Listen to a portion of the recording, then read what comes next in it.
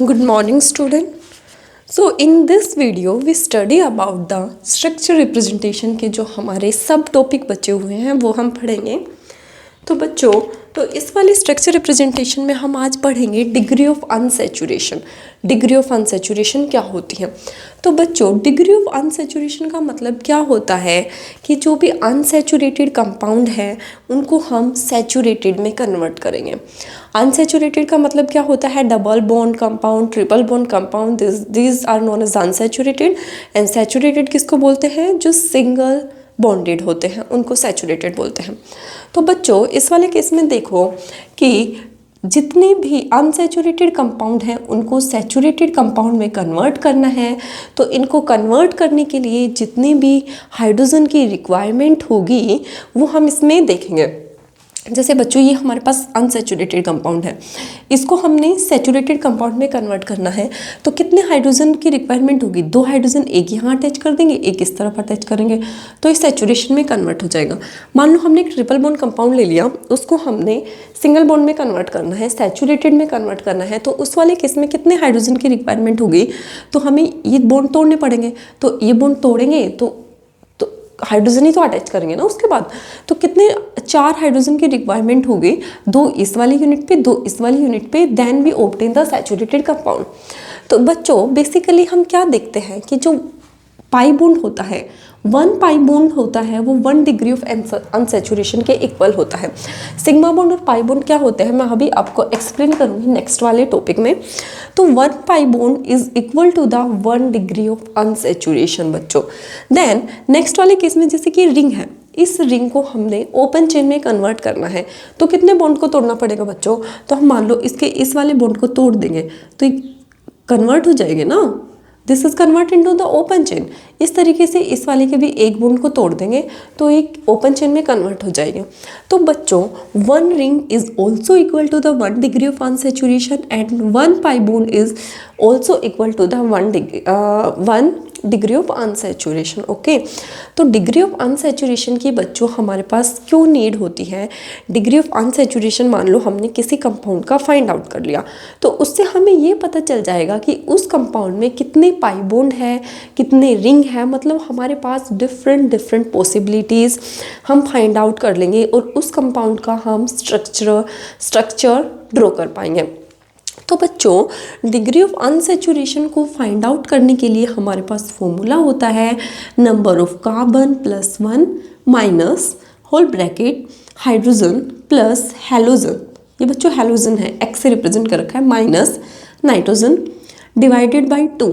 So this formula is used for find out the degree of unsaturation. जैसे कि example से देखो बच्चों, मान लो हमारे पास बेंजीन रिंग है, तो इसका फॉर्मूला क्या होता है?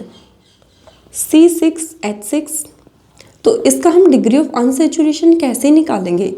Degree of unsaturation number of carbon atom 6 plus 1 minus number of hydrogen 6, halogen यहाँ है ही नहीं, हेटेरो एटम यहाँ है ही नहीं, प्लस 0 डिवाइडेड बाई 2।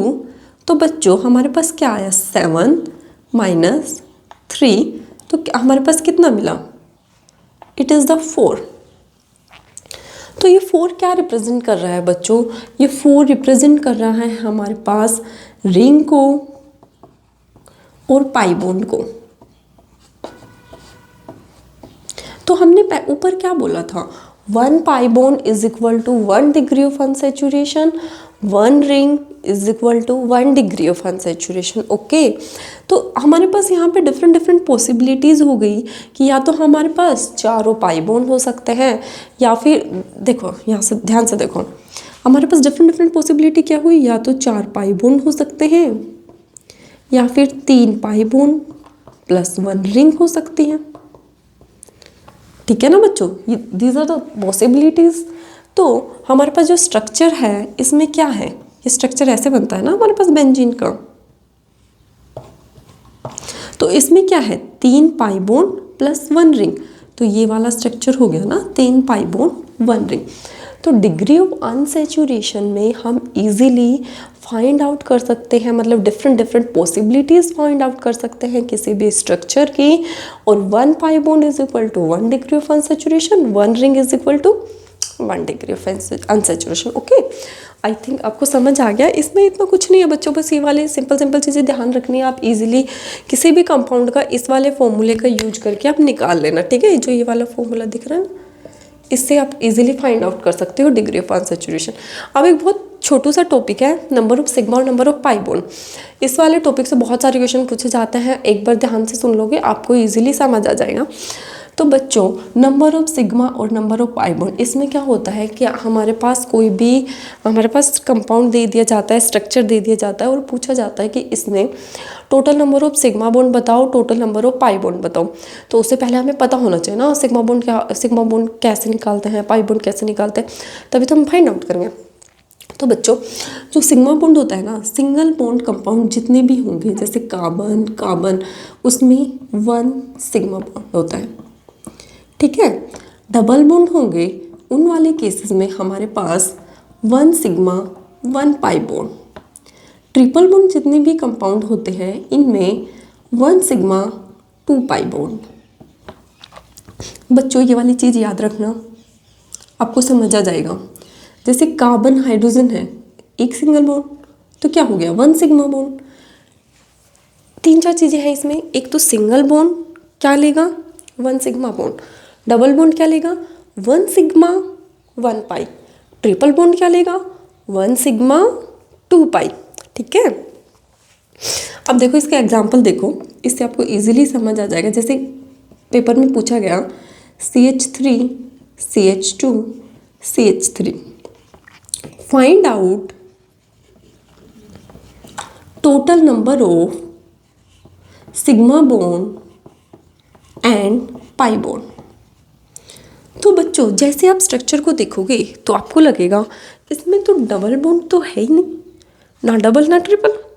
तो डबल और ट्रिपल नहीं है तो इसका मतलब क्या हुआ पाई बॉन्ड नहीं है। तो बच्चों, इसमें सारे ही सिंगल बॉन्ड दिख रहे हैं, तो मतलब इसमें सिग्मा बॉन्ड ही आएंगे। तो मान लो ऑप्शन है 3 सिग्मा, ऑप्शन है 7 सिग्मा। मैंने अभी खुद भी कैलकुलेट नहीं किया है, एक सेकेंड रुको। 3, हाँ, एक है 10 सिग्मा और एक मान लो 1 पाई, 2 पाई और 9 सिग्मा। तो बच्चों, ऑप्शन देखते ही पता चल गया कि पाई बॉन्ड तो है नहीं, सो ये रोंग। कैलकुलेट करने की ज़रूरत ही नहीं पड़ी क्योंकि हमें पता है पाई बॉन्ड तो है ही नहीं, क्या ज़रूरत है। अब कैलकुलेट करो, इन दोनों में तो सिग्मा दिया है, कैलकुलेट तो करना पड़ेगा क्योंकि ऑप्शन सी और डी में तो हमें पता नहीं ना क्या आएगा। तो बच्चों, किस तरीके से फाइंड आउट करेंगे, जैसे कार्बन, इनको ऐसे लिख लो ताकि गलती ना हो, ठीक है। हाइड्रोजन, अब जितने भी हमारे पास सिंगल बॉन्ड है इन सबको काउंट कर लो। रुको, दूसरे पेन से दिखाती हूँ, कन्फ्यूजन नहीं होगा। 1 2 3 4 5 6 7 8 9 10। सो 10 सिग्मा बॉन्ड। सो ऑप्शन कौन सा हो गया, ऑप्शन नंबर सी। सो बच्चों, इजीली फाइंड आउट हो जाते हैं, बस इसमें ये पता होना चाहिए डबल बॉन्ड में कितना होता है, ट्रिपल बॉन्ड में कितना होता है, तो हमें चीज़ें इजीली फाइंड आउट हो जाती हैं। और जैसे कि कुछ कंपाउंड बच्चों दिए रहते हैं, जैसे नाइट्रोजन दे दिया तो हमें पता होना चाहिए किस फॉर्म में एग्जिस्ट करता है। तो जैसे नाइट्रोजन ट्रिपल बॉन्ड, नाइट्रोजन तो ट्रिपल बॉन्ड में क्या होता है 1 सिग्मा 2 पाई होता है, ठीक है ना। ये तो जैसे ऑक्सीजन दे दिया तो ऑक्सीजन कैसे होता है O डबल बॉन्ड O, तो डबल बॉन्ड में क्या हो जाएगा 1 सिग्मा 1 पाई। तो आई थिंक आपको ये दोनों टॉपिक इजीली समझ आ गए होंगे, degree of unsaturation and number of sigma bond and number of pi bond. In next video we study about the hybridization topic and homologous series, and in the last we study about the nomenclature. Okay, तब तक के लिए बच्चों, video अच्छी लगी हो तो like करें, चैनल को सब्सक्राइब करें, बेल आइकन को दबाना ना भूलें। बाय।